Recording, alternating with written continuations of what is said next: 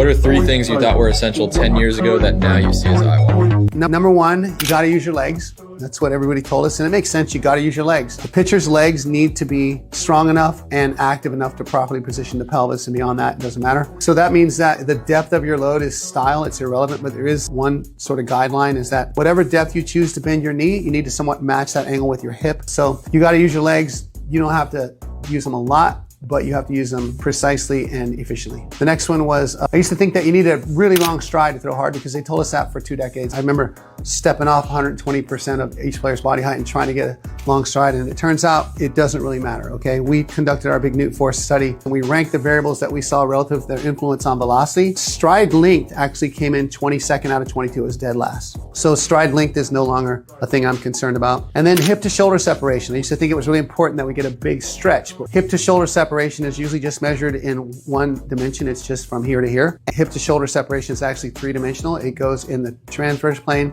in the frontal plane, sagittal plane. And so it's the combination. It's finding the perfect mix of all three that puts each player at their sort of Goldilocks length. It's not about hip to shoulder separation per se. It's more about your strategy for managing or regulating slack through your abdominals and trunk musculature.